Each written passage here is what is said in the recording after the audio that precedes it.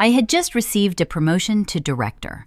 Arriving home from my office that day, I was surprised to see my husband, who is typically late, had come home early and arranged a small party to celebrate with me. But moments later, something utterly unexpected occurred that left me pale with terror. A year into our marriage, my life appeared to be flawless. I am Camilla, the only child of the CEO of the Castillo Building Corporation, one of the most respected firms in the country. I was raised in luxury, never lacking for anything. People often said I was fortunate, but I always felt that the greatest fortune in my life was meeting and marrying Nathan. He didn't come from a privileged background, but he possessed an iron will, undeniable talent, and most importantly, he genuinely loved me. Or so I believed. The company he managed, Cam Ventures, although it was named for me, was actually a wedding gift from my parents to us. It was a legacy my father wished to entrust to his beloved son-in-law. I was barely involved in its operations. My sole focus was on building the family and home I had always envisioned. Before diving into the story, don't forget to subscribe to the channel and hit the notification bell to stay updated on the latest stories. Now back to the story. Life was tranquil until one fateful Wednesday morning. That day, Nathan told me he had an urgent business trip to La Jolla, a coastal city about a 2.5-hour drive from San Diego, where we lived. He explained that a partner had called him urgently, and he likely wouldn't be back until the weekend. I was a bit disappointed because our plan to see a movie that evening was canceled, but I quickly packed his overnight bag, reminding him to drive safely and take care of himself. He kissed me on the forehead with the same warm smile and tender gaze as always. "You be good at home, sweetheart. I'll be back as soon as I can." Watching his car vanish behind the garage door, I felt a peculiar emptiness in my chest. Our house in Rancho Santa Fe, usually so full of life, suddenly felt cold and vast. I drifted around the house, attending to small chores, but my thoughts were elsewhere. Then I recalled the condominium my parents had purchased for us in La Jolla before our wedding as an investment. We had hardly ever used it, only occasionally lending it to close friends when they vacationed on the coast. It had been a long anticipation, but the moment the door creaked open, I froze. The inside was not empty and silent as I had imagined. I could hear a soft lullaby, and a pair of lavender women's slippers were neatly arranged on the shoe rack by the entrance. My heart began to beat a little faster. Perhaps Nathan had lent it to some friends and forgotten to mention it. I tried to calm myself with that thought as I gently pushed the door open. At that exact moment, a young woman emerged from the bedroom. She wore simple pajamas, her hair was in a high bun, and her face, though pretty, showed a trace of fatigue.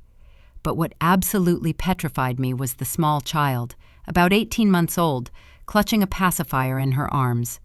When she saw me, she was startled, and her eyes showed surprise and a degree of suspicion. "Excuse me, are you looking for someone?" Her voice was clear but unfamiliar. I stood there like a statue, my mind a complete blank. Who was this woman? Whose child was this? Why were they in my husband's and my condominium? A million questions swirled in my head, but reason told me I had to remain calm. I took a deep breath, attempting to force a natural smile, even though the muscles in my face felt stiff. "Oh, hi, my apologies. Is this apartment 2801? I believe I've come to the wrong floor." The young woman looked me up and down, but her inquisitive gaze seemed to soften at my well-dressed, slightly bewildered appearance. She nodded. "Yes, this is 2801. Which apartment are you looking for? Can I help you?" No, that's not necessary. I must have gotten distracted. I'm sorry to have bothered you," I said hurriedly and turned to leave. I needed a quiet place to process the chaos in my mind. But just as I turned my back, the baby in her arms started to fuss. She rushed to soothe him. There, my little Owen. It's okay. Daddy Nathan will be here soon. He bought you lots of gifts." The words Daddy Nathan were like a dagger straight to my heart. My body went rigid. Nathan. My Nathan. It couldn't be. It had to be a coincidence of names. I clung to that fragile hope, but my feet felt glued to the floor, unable to move. I had to know the truth. The instant the name Daddy Nathan left that woman's mouth, my world stood at the door, my heart pounding in my chest. I couldn't leave. An invisible force held me there. I had to listen. I had to know who was on the other end of the line. "Owen and I are waiting for you. He's a little restless today. I'm sure he misses his daddy," she said as she doted on the child. The person on the other end said something, and the smile on her lips grew even more radiant. "Really? You already bought me the handbag, the one I sent you the picture of the other day? My goodness, if it costs more than $12,000, you spoil me too much. I love you more than anything in the world." $12,000. That figure was like a bucket of ice water in my face.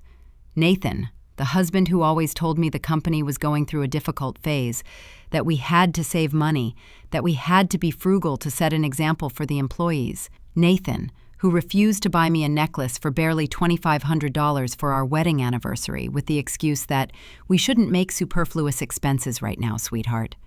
And now he was willing to spend such a large sum on another woman, on a handbag? My throat felt dry and bitter. I tried to swallow, but it was as if I had a knot in it. The conversation continued, and every word that came out of her mouth was a deeper cut to my bleeding heart. "Yes, Owen is behaving very well. Hey, my love, this weekend, we're going to look at that house in the new subdivision, right?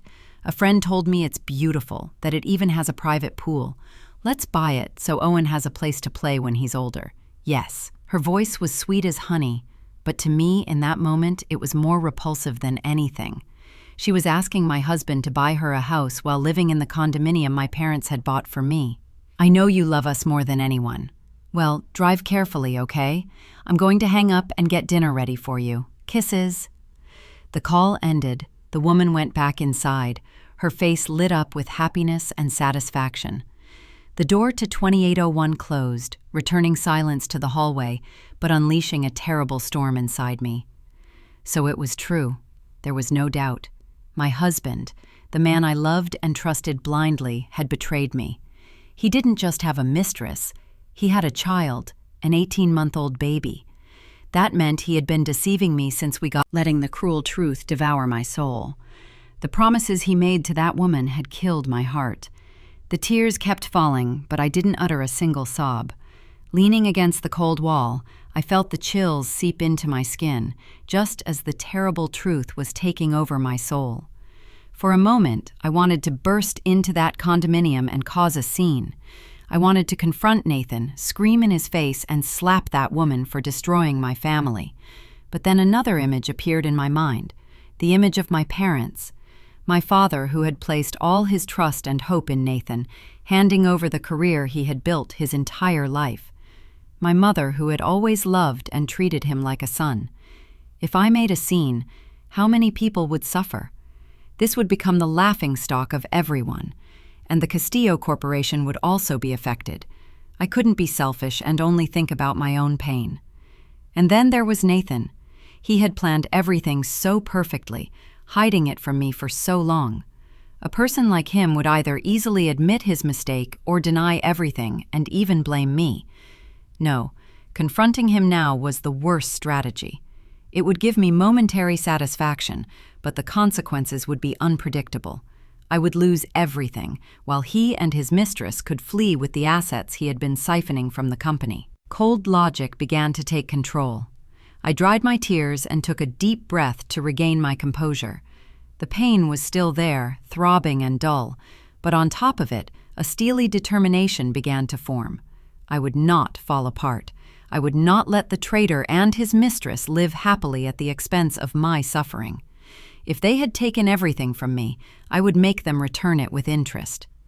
I quietly turned around and got into the elevator, trying to maintain a serene expression as if nothing had happened.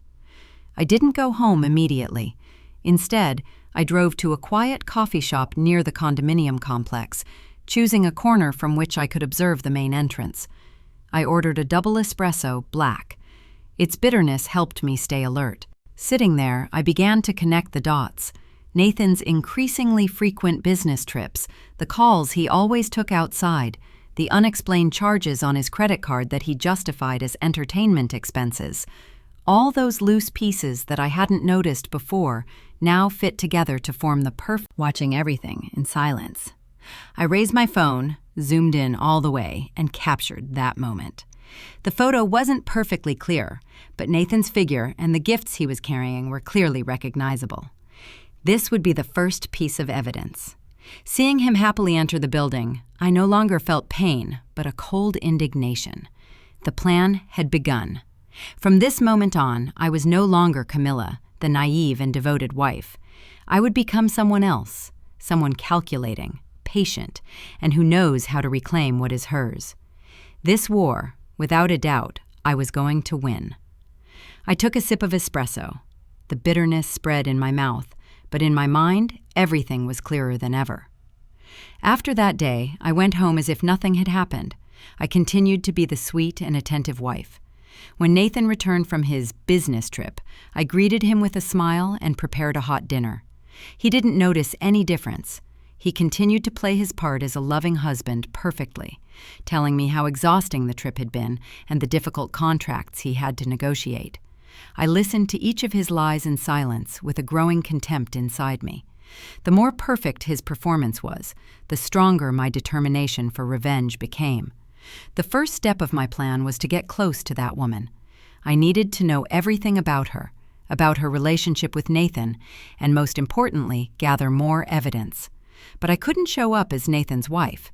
I needed another identity, a perfect cover so she wouldn't suspect a thing. It took me almost a week to investigate Chloe. It wasn't too difficult. Through a friend who worked at a phone company, I got her number based on the frequent calls she made to Nathan's cell phone. From there, I found her social media profiles. Chloe was not discreet. She constantly posted photos of her son, of expensive gifts, of dinners at luxury restaurants. But she always hid or cropped out the face of the man who was with her. Reviewing her profile, I saw a life of opulence that was completely financed, but also a palpable loneliness and a desire to be recognized. I discovered her daily routine. In the morning, she walked with the child in the nearby park. In the afternoon, she went shopping at the supermarket or a mall. She didn't seem to have any close friends in La Jolla. It was always just her and the child. Stroller. I waited until she had been inside the supermarket for about half an hour before acting. I went to my car, parked it near the exit, and waited. The rain started to pour just as I had predicted. When Chloe came out, loaded down with several bags and struggling to push the stroller, the sky opened up and it began to pour. She looked quite flustered, looking for a place to take cover as the child started to cry from the sound of the thunder. It was my chance. I drove slowly toward her, rolled down the window, and called out to her. "Hello, what a downpour! Do you need a ride? I can drop you off at home if it's on my way." Chloe looked up with a mix of surprise and suspicion. She hesitated. I gave her the kindest, most harmless smile I could muster. "Don't worry about it. The poor baby is going to catch a cold out here. Get in. I'm not a bad person." Maybe because she saw I was a woman, or because of my soft tone of voice, or simply because of the uncomfortable situation, Chloe nodded. I quickly got out, opened the trunk, and helped her put away her groceries and place the baby in the infant car seat I had already prepared. All my movements were natural and efficient. "Thank you so much. What a stroke of luck to have found you," Chloe said once inside, putting a hand on her chest and sighing with relief. "It's nothing. Helping others is a joy, too." "By the way, my name is Camilla, and you are?" I said, starting the conversation as I drove. "I'm Chloe, and this is Owen, my son." "What a lucky boy. Owen is a beautiful child. What an adorable face," I said, looking at the baby in the rearview mirror as I felt a pang of pain. That child looked a lot like Nathan, but I quickly suppressed my emotions and maintained my smile. The chance encounter had gone perfectly, just as I had planned. Chloe, without knowing it, had just fallen into the first of my traps. The car glided smoothly under the heavy rain. Outside, the streets were blurred by the water, but inside, the atmosphere was warm and dry. I put on some soft instrumental music, trying to create a space as comfortable as possible for Chloe to open up. "Where do you live? I'll take you," I asked in a friendly tone, as if we had known each other forever. Chloe gave me the address of the luxury condominium complex I already knew. During the ride, husband loves us so much. He works very hard so that his mother and I don't lack anything. That's wonderful. Finding a good husband who adores his wife and son is the best thing that can happen to you. Your husband must be an incredible man," I continued, leading the conversation exactly where I wanted it to go. Hearing my praise for her husband, Chloe's face lit up. Unable to hide her pride, she began to brag, and that was precisely what I had been waiting for. "He is. He's a self-made man. The Cam Ventures company is now very well known in the sector, and it's all thanks to him. He told me that the company name was given to him by an old friend who was very important to him." I gripped the steering wheel tightly, digging my nails into the leather. Cam Ventures, the name my father had chosen with all his love for his only daughter, had become, in Chloe's story, the memory of an important old friend. Nathan was not only cheating on me emotionally, but was also completely denying my family's effort and sacrifice. He had built up the image of a self-made man to impress his naive mistress. I swallowed my anger and continued with my role as an admiring listener. "Wow, so he's a genius! Handsome, talented, and he spoils his wife and son. How lucky you are!" My words made Chloe feel even more satisfied. She started telling me how Nathan indulged her, how he bought her very expensive luxury items, and how he had promised her that he would soon make their status official. He told me I just have to wait a little longer, that as soon as he resolves some complicated matters, he'll come for us.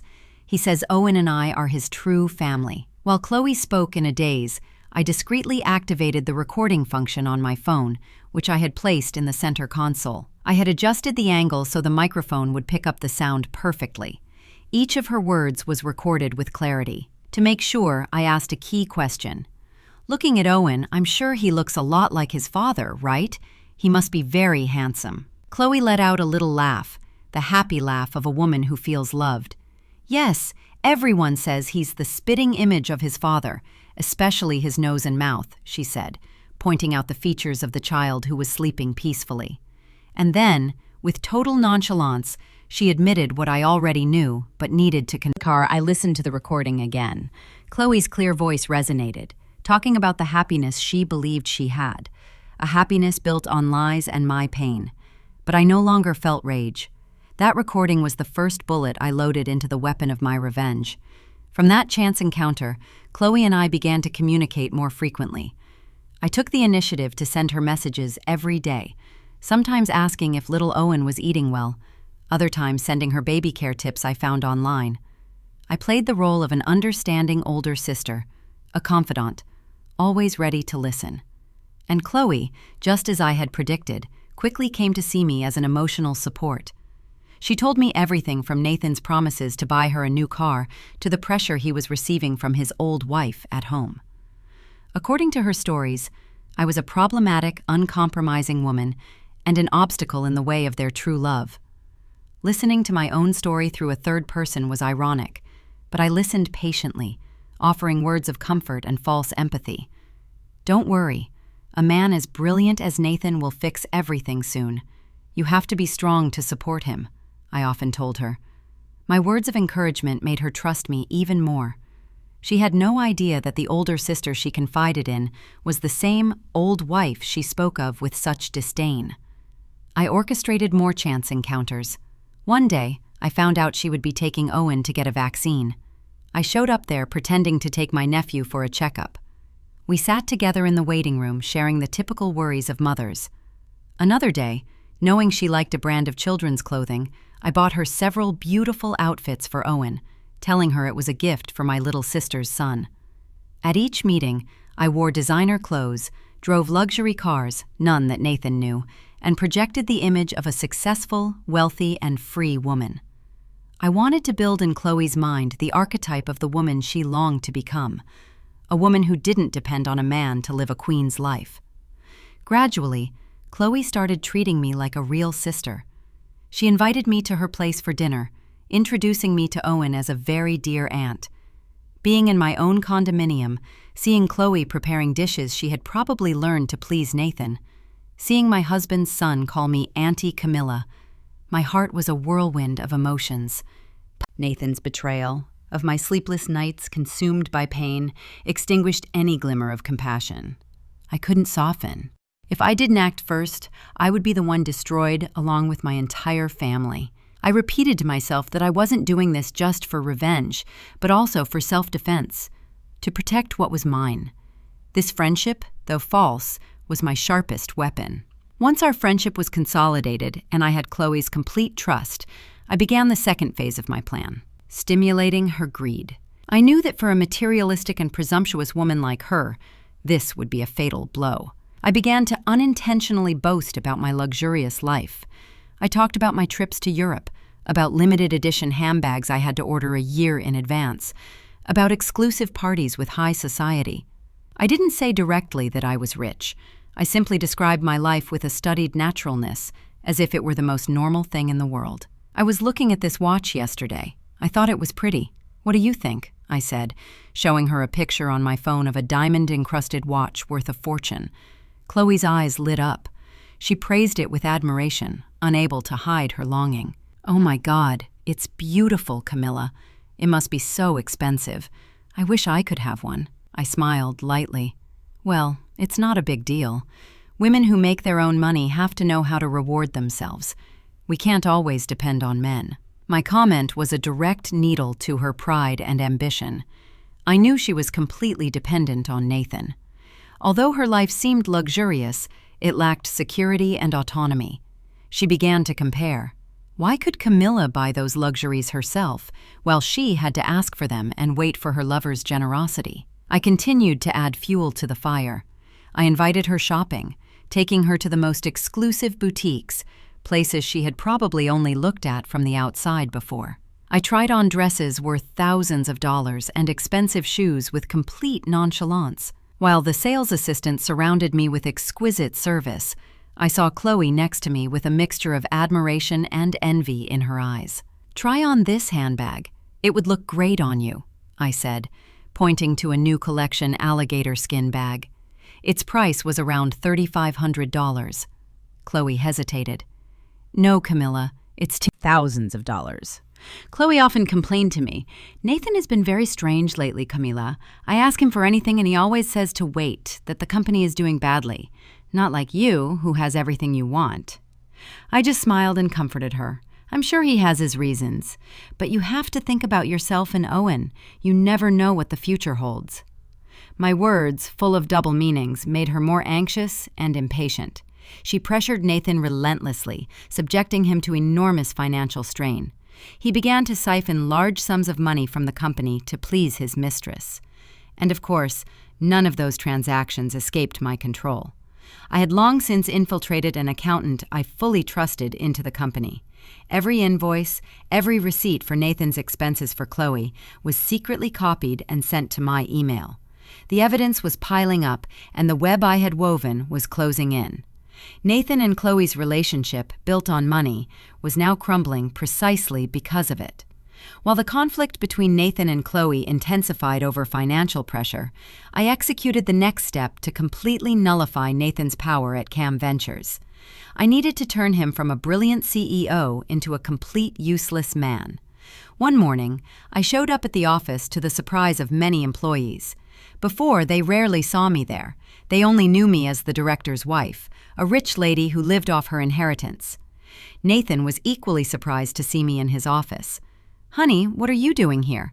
There's a lot of work. You should be at home resting." I smiled sweetly at him. "I'm bored at home. Since the company carries my name, I thought I'd come see how people work and learn a little from you." Nathan couldn't find an excuse to refuse and reluctantly agreed. From that day on, I went to the office daily. At first, I just sat in his office reading documents and reviewing reports without intervening in anything. I wanted him to think I was just there to pass the time. After a few weeks, when he had gotten used to my presence, I started making my first foray. "Hey, this afternoon you have a meeting with Mr. Davenport of the real estate group. Can I come with you? I want to learn how you negotiate with clients." Nathan hesitated. Mr. Davenport was one of the company's most important partners, but seeing my enthusiastic and innocent expression, he couldn't refuse. He probably thought corporation and the strategic benefits that both parties could build in the future. My words were subtle but forceful. I reminded Mr. Davenport of the strength backing Cam Ventures and offered him a broader vision. Mr. Davenport, a business veteran, got the message instantly. He looked at me with new eyes, with a new respect. Finally, the contract was signed under even more favorable conditions than Nathan had expected. On the way back, Nathan looked at me with a complex expression, happy about the success, but with a shadow of unease. He was beginning to realize that I wasn't as simple as he thought. I maintained my innocent demeanor. "Did I say something I shouldn't have, honey? I just said what I thought." From then on, with the excuse of wanting to learn, I participated in all important meetings. Little by little, I established close relationships with all his partners. They began to respect me not just for being the daughter of the Castillo Corporation's CEO, but for my intelligence, my ability, and my vision. Calls from partners started coming directly to my cell phone instead of Nathan's. New contracts were sent to me first. Nathan began to feel marginalized. He lost control. He tried to regain it by meeting with some clients on his own, but without success. For them, I was now the true representative of Cam Ventures, the one who had the final say. The territory he once proudly dominated was now being invaded and conquered by me, slowly but inexorably. He was becoming a figurehead in his own company. The pressure from work and Chloe's demands made him more and more irritable and tired. He could no longer hide his discomfort when he saw me in the office, but he couldn't do anything. Legally, I was the owner. Meanwhile, my friendship with Chloe was strengthening. She saw me as her lifeline, the only place where she could vent, not knowing that it was I who was indirectly causing all her problems. One Friday night, Chloe called me in an unusually cheerful voice. "Camila, come out for a drink with me. I have incredible news to tell you." "What's going on? You sound so happy," I feigned curiosity. "Nathan has agreed to buy me the house. He just gave the down payment this afternoon. I'm so happy." Her voice was singing on the other end of the phone. My heart sank. That meant Nathan had withdrawn another huge sum from the company. "Woman he's married to, compared to me? She's old, ugly, and on top of that, infertile." Her words were like a knife twisting in my wound. Nathan and I had been trying to have a child for a year without success. It was my greatest sadness. And now my husband's mistress was using it as a weapon to humiliate me. I gripped the glass tightly, holding back my anger. Seeing me in silence, Chloe thought I pitied her. She leaned in and whispered in my ear, her breath smelling of alcohol and venom. "You know what? Sometimes I wish she would just disappear. If it weren't for her, Nathan would be all mine. I would be the director. I wouldn't have to live in hiding." I shuddered at her words. Underneath that materialistic naivete was a cruel and calculating soul. She didn't just want Nathan's money. She wanted my position, even my life. The saying goes, "A drunk man's words are a sober man's thoughts." I realized the true danger this woman represented. She wasn't as simple as I had believed. I stared into her eyes, which were clouded by alcohol, but bright with jealousy and hatred. I knew I couldn't underestimate my opponent. I pretended to be drunk too, slurring my words. "What are you saying? She's his legal wife. Don't think crazy things." Chloe let out a mocking, twisted laugh. "Legal? So what? She'll be in the past soon. In these times, the one who has a man's love and his child is the one who wins." That night, after dropping off a completely drunk Chloe at her place, I sat in the car for a long time. Her words echoed in my ears. Disappear. Her latent malice made me rethink things. My plan needed to accelerate and be much more drastic, because my enemies didn't just want my money, they wanted my life. This was no longer a simple battle for assets and honor. It had become a fight for survival. After the conversation on the terrace, I became extremely cautious. Chloe's words, though said while she was intoxicated, had sown a deep unease in me. I knew that Nathan and she were capable of anything, and my instinct was not wrong. A week later, Nathan's attitude suddenly changed. He became attentive and tender with me, like in the early days of our courtship. He no longer got angry when I went to the office. He even asked me a container and put it in my bag. The next day on my way to work, I stopped at a pet store and bought a very lively gerbil. I named him Snowball. I took him to my new private office at the company, a room I had requested to have my own space, away from Nathan's supervision. From that day on, every meal Nathan prepared for me, I saved a small portion. I lied, telling him I was taking it to the office to eat and save time, and all that food I gave to Snowball. Nathan continued with his role as the perfect husband. He prepared delicacies for me, all supposedly nutritious and expensive. He even brought me a bottle of vitamins, saying a friend had brought them from abroad and that they were very good for a woman's health. Of course, I didn't take any. I crushed them and mixed them with Snowball's food. The gerbil was healthy and active, running on his wheel. For a moment, I thought maybe I was being paranoid, that maybe Nathan had truly repented. But my intuition told me he hadn't. And then what I feared most happened. One morning, about 2 weeks after I bought Snowball, I arrived at the office and found him dead in his cage, stiff and cold. There were no signs of illness or injury. My heart stopped. I fell to my knees, looking at his small, lifeless body. It was true. My suspicions had been confirmed in the cruelest way. Nathan, my husband, with whom I shared a bed and a life, was trying to poison me. He wanted a slow death, leaving no trace that would look like an illness. He was probably using a slow-acting poison so that when I died, everyone would think it was due to my delicate health. A shiver ran down my spine. I no longer recognized the man I had loved. He wasn't just a traitor. He was a monster, a cold-blooded killer. He wanted to kill me so he could be with his mistress and seize all my family's fortune. Trembling, I took out my phone and photographed the dead gerbil. The food and the vitamin bottle would be the proof of his attempted murder. The little gerbil had sacrificed his life to save mine. I owed him my life, and I swore I would make the person responsible pay a very high price.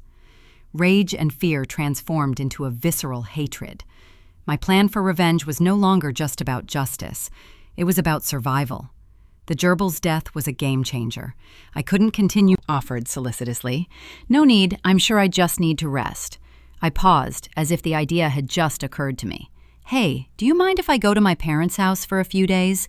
It's been a long time since I've been.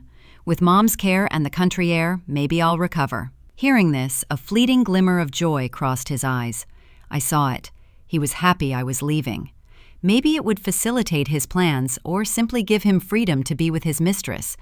But he quickly hid his emotion behind a mask of nostalgia. Of course, my love. Go rest and let them spoil you, but I'm going to miss you so much. It'll only be a few days. I'll be back soon, I said, fighting to keep my voice from trembling with hatred. The plan was accepted more easily than I expected. That night, I couldn't sleep. I lay next to him, listening to his steady breathing, imagining how many times he had gone to bed next to me with murderous thoughts. I felt disgusted to share the same air. At midnight, when I was sure he was sound asleep, I got up without turning on the light, using only my phone. I opened the closet and took out a small suitcase.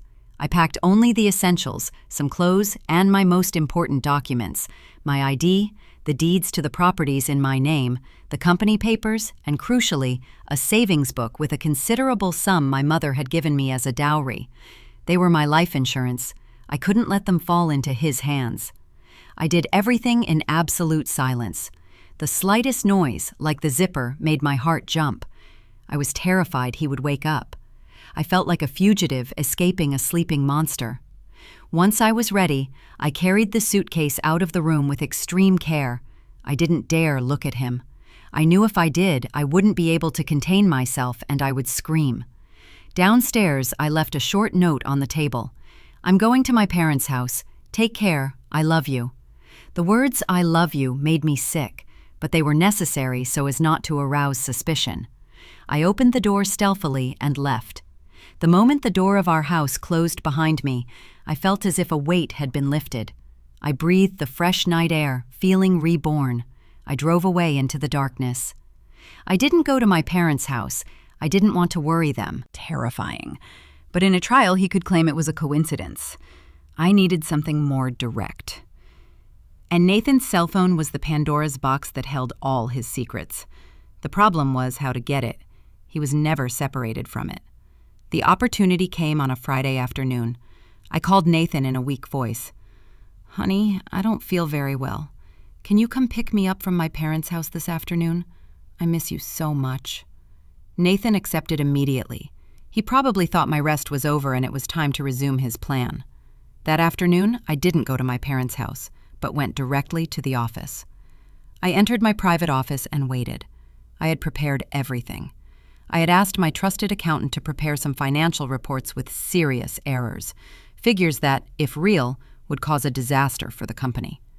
When Nathan arrived, I was already in the meeting room with the accountant and the head of sales, both of whom I trusted.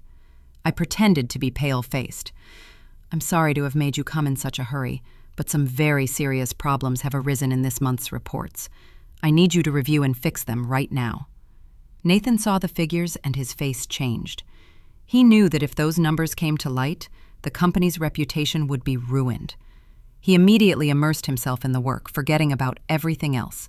He sat down, took off his jacket, and left his phone and keys on the table while he discussed with the other two. It was the moment I had been waiting for. While they were concentrated, I subtly took his phone and said, "I feel a little dizzy. I'm going to my office to rest for a moment. You all continue. Let me know when you're done." No one noticed. I quickly entered my office and locked the door. My heart was pounding 1,000 beats per hour. I had about 15 or 20 minutes. I turned on the screen. Password. I froze. What was it? I took a deep breath. Nathan was simple. He would use something meaningful. I tried his date of birth. Nothing. Mine? Nothing. Our anniversary? Nope. Time was running out. I started to sweat. I was going to fail because of a stupid password. I calmed myself and thought, what other date was important to him? The image of little Owen appeared in my mind. Trembling, I entered the date of birth of— "Going to take too long. Why don't we do it faster?" "Nathan, we can't. It has to look natural. You don't want them to suspect anything, do you? Be patient. Soon all that fortune will be ours." I read, trembling. Chloe also knew. What's more, she was the one instigating it. They didn't just want to kill me. They wanted all my family's fortune. I didn't hesitate any longer. With my own phone, I photographed the entire conversation screen by screen. Each message was proof of their horrible crime. I sent the photos to my email and erased the trail on Nathan's phone. Just as I finished, someone knocked on the door. It was him. I locked the phone, took a deep breath to appear calm, and opened the door. "Are you done yet?" he asked. "Yes, it was just a small calculation error. Let's go home." I nodded. In the car, on the way back, sitting next to the man who was planning to kill me, I no longer felt fear. I had the ultimate proof in my possession. The curtain on the farce was about to fall. With the final evidence in my hands, I knew it was time to end everything. I couldn't wait any longer. I had to act before Nathan and Chloe could do anything to me. The following Monday, I arrived at the office very early. I wore a charcoal gray pantsuit, more pronounced makeup than usual, and my hair was in an impeccable bun. I wanted to look powerful and decisive. I called my secretary. "Send a notification to all departments. Today at 9 a.m. there will be an emergency company-wide meeting in the main hall. Attendance is mandatory with no exceptions. The reason will be communicated at the meeting." The secretary, surprised by my authoritative tone and cold expression, obeyed without a word. The news spread like wildfire, generating all sorts of rumors. No one knew what was going to happen. Nathan had just arrived. He came into my office, visibly annoyed. "What are you doing? How can you call a company-wide meeting without consulting me? Is something that important?" I looked up and stared at him with no emotion. "Yes, something extremely important that affects the survival of this company. Come to the meeting and you'll find out, and sit in the front row. It's the reserved seat for the CEO." My strange attitude unsettled him, but he didn't ask any more questions. He probably thought it was another one of my maneuvers to make things difficult for him at work. He couldn't— "Meeting. I won't waste any more of your time. Today we are here to reveal a truth. A disgusting truth that has been hidden for too long at the heart of our company." Murmurs ran through the room. Nathan frowned, beginning to feel uncomfortable. I signaled to the technician. The large screen behind me lit up. I took a deep breath. It was time. "The truth I want to talk about today concerns our CEO, Mr. Nathan Blake." All eyes turned to him. He was startled. His face went pale. He jumped to his feet, trying to speak. "Mr. Blake, please, take a seat. The show has just begun. I recommend you stay and enjoy it until the end." My voice, cold as ice, cut off his attempt. Nathan was paralyzed and slowly sat back down. The air could be cut with a knife. The meeting that would seal his fate had begun. "As you all know, I continued in a steady voice, but one filled with power. Cam Ventures was founded entirely with my family's capital, as a wedding gift for Nathan and me. I blindly trusted him to run it, hoping we would grow it together. But I was wrong. I pressed the remote. The first image appeared on the screen. It was the photo I had taken of him in La Jolla, with the flowers and the luxury bags. This is a picture of Director Blake during an urgent business trip to La Jolla. A murmur of surprise filled the room. Nathan looked at the photo, not a drop of blood in his face. I didn't give him time to react. I pressed the remote again. The screen showed a video. The recording of my conversation with Chloe, edited with photos of her and the child taken from her social media. Chloe's voice resonated, boasting about her self-made husband, admitting that Nathan was the child's father. Ladies and gentlemen, this woman and this child are the real reason for Director Blake's trip. A child who is more than a year old, which means our director has been cheating on his wife from the beginning of their marriage. The murmurs turned into an uproar. All eyes of surprise, contempt, and curiosity turned to Nathan. He was petrified in his seat, his fists clenched, trembling. But the show wasn't over.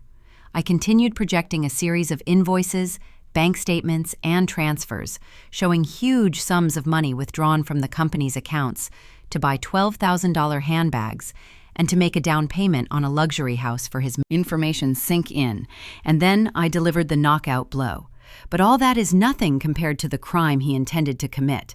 The screen showed the last images, the photo of the dead gerbil, the vitamin bottle, and most terrifyingly, the full transcript of the messages between him and Chloe, planning my poisoning to get my fortune. Attempted murder to steal inheritance. The words appeared in blood red on the screen like a sentence.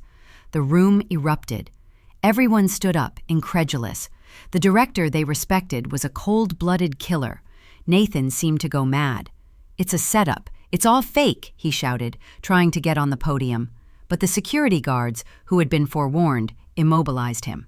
I looked at him as he struggled with absolute coldness. I picked up the microphone again. My voice resonated above the chaos. As of this moment, in my capacity as president of the board of directors of Cam Ventures, I declare Mr. Nathan Blake dismissed from all his positions. Security, get this man out of here. Justice will take care of the rest. The curtain had fallen. They dragged Nathan away, humiliated in front of the entire company. I remained on the podium, watching the back of the man who was once my husband as he was led away. I didn't feel satisfaction, just a chilling emptiness. It was all over. After Nathan was taken away, I ordered all the locks on the director's office to be changed and his computer and documents to be secured. I knew the war wasn't entirely over. There was still Chloe and the legal battles. Just as I expected, an hour later, my phone rang, an unknown number. I knew who it was. I answered calmly. On the other side, a shrill voice full of hatred. It was Chloe. "You! What did you do to Nathan? You're a harpy. You set him up." I let her vent. I could imagine her distorted face. Nathan had probably called her to tell his version, where he was the victim and I was the villain. When she finished screaming, I spoke with a calm that disarmed her.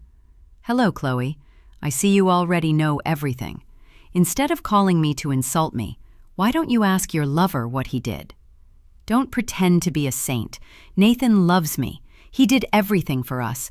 You're just an old, infertile woman who couldn't keep her husband and now resorts to dirty tricks." The word and an air. "You're lying," her voice trembled. "Am I? Ask him if he could have bought you a $12,000 handbag or a luxury house without my money, or if he would still be just a regular employee with a mediocre salary. Do you love Nathan, or do you love the life of luxury he painted for you with someone else's money?" I could hear her sobbing. The harsh reality was tearing her apart. "And one more thing, Chloe. Do you know that I am Camilla, your older sister and confidant?" My last sentence was the final bomb. I heard a noise of something breaking on the other end. She had probably dropped her phone. Silence. I knew she was in total shock. The person she trusted most, to whom she had told all her secrets, was her worst enemy. After a long while, her voice came back, trembling. "Why? Why did you do this?" "I should be asking you two that question. Why did you do this to me?" I replied coldly. "I just took back what is mine. Goodbye." I hung up without giving her a chance to say anything more. The confrontation was over. I had put all my cards on the table. I knew that after that call, Nathan and Chloe's relationship would be shattered. A love built on lies and money cannot survive truth and poverty. Immediately after firing Nathan, I contacted the best lawyer I knew, an old friend of my father's. I explained the entire case to him and gave him all the evidence: photos, recordings, messages, bank statements, and the toxicology report I had ordered after Snowball's death. The lawyer, after reviewing everything, told me he had never seen a case with such overwhelming evidence. Victory was 100% assured. The divorce petition was filed. In it, I alleged infidelity with a child, embezzlement of funds, and conspiracy to attempt to take my life. All of it was backed by a dossier of irrefutable evidence. Nathan tried to contact me, begging and threatening, but I ignored him. For me, that man was dead. The trial was quick. Nathan's lawyer could barely articulate a defense against the avalanche of evidence. Nathan denied everything, saying it was all a setup until the recording of Chloe was played and the poison report was presented. He broke down. The court delivered its verdict: divorce granted. As the guilty party, Nathan would not only receive nothing from my family's estate. A chapter of my life had closed. A new one was beginning. A path I would walk alone. But I was not afraid. I knew I was strong enough to start over. After the trial, Nathan became a nobody. With $25,000, he could barely rent a small apartment and start from scratch. Worse, with his reputation stained by the scandal, no company wanted to hire him. Without money or status, he could no longer finance Chloe's luxurious life. The promised house vanished, as did the handbags and gifts. Their great love faced the harsh test of financial reality and did not pass. Chloe, in shock, turned all her frustration and rage on him. She blamed him for her misfortune. Their daily life became one of fighting. "You're useless! Where's the house, the car, my status? Look at me living in this hovel," she would scream at him. Nathan, sinking into his own misery, no longer had patience. "Shut up! If it weren't for your greed, I wouldn't be like this. You only care about money." "Of course I do. Wasn't it with money that you seduced me? Now that you have nothing, you blame me, you coward." They tortured each other, bringing up all their faults. The love they had boasted about turned out to be more fragile than cheap porcelain. It shattered. Finally, Chloe abandoned him, taking Owen and some of the little money Nathan had left. He completely collapsed. He had lost his wife, his career, and now also the woman for whom he had risked everything. He took refuge in alcohol and in a repentance that was no longer of any use. Chloe's life wasn't easy either. Alone, with no income, struggling to raise her son, her hatred for Nathan transferred to me. In her simple mind, I was the one to blame for her suffering. If it weren't for me, she would still be a queen. That grudge grew into a demented idea. I knew she wouldn't leave me alone, so I hired private security. My instinct told me the danger wasn't over, and it wasn't wrong. One night, on my way home from work, on a little used road on the outskirts, a taxi began to follow us aggressively, trying to force us off the road. My driver, an experienced man, remained calm. Suddenly, the taxi pulled in front of us and cut us off, forcing us to stop. The door opened and Chloe got out. She looked terrible, haggard with bloodshot eyes. She seemed— My driver hadn't been so quick, I wouldn't be alive. Hatred had turned Chloe into a monster. The police arrived. They pulled Chloe from the car, alive but injured. As they took her away, she kept screaming my name and cursing me. Her failed murder attempt was the end of her freedom. Hatred didn't give her back anything she lost. On the contrary, it took away her future as well. Chloe's attempted murder with such clear evidence turned my divorce case into a serious criminal matter. I handed over all the evidence I had accumulated about Nathan and Chloe's conspiracy to the police. They summoned Nathan. Faced with the evidence, especially the messages and the toxicology report, he broke down and confessed everything. The plan to slowly poison me and take the fortune. The trial was public. I was there as a victim. Seeing both of them in the dock, the man who was once my husband and the woman who was my friend, I no longer felt hatred, only pity. Their greed and malice had destroyed their own lives. Chloe was sentenced to 22 years in prison for aggravated attempted murder. When she heard the sentence, she collapsed, crying uncontrollably. It was too late for repentance. Nathan was sentenced to 8 years in prison for conspiracy to commit aggravated assault with vile motives. Although he didn't manage to kill me, his intention and methods were punished. Justice had been served. The cycle of hatred and revenge could finally close. I watched them leave the courtroom, escorted. Two people who, for money and ambition, had lost everything. I left and felt at peace. My war was over. I had won. Not with the satisfaction of revenge, but with the strength of justice. A year after the trial, I received a request from Nathan. He wanted to see me one last time before he was transferred from prison. After some hesitation, I accepted. I needed to close that chapter forever. I visited him in jail. The man behind the glass was not the elegant director I remembered. He was haggard, with premature gray hair and a face lined with regret. He barely dared to look at me. "I'm sorry, Camilla," he said through the phone. "I know it's late, but I'm truly sorry. I was blinded by ambition. I'm sorry for all the pain I caused you." I listened in silence. His words no longer affected me. "You don't have to apologize to me, but to yourself. Try to be a good person when you get out." Destiny. Years later, Cam Ventures is a leader in its sector. I have bought a portion of my father's shares in the Castillo Corporation, making me one of the main shareholders. I have proven to everyone and to myself that I can succeed on my own merit. Sometimes I hear news. Nathan was released from prison for good behavior and works an ordinary job in another city. Chloe is still in prison. I have forgiven them, not because they deserve it, but because I deserve peace. Resentment is too heavy a burden.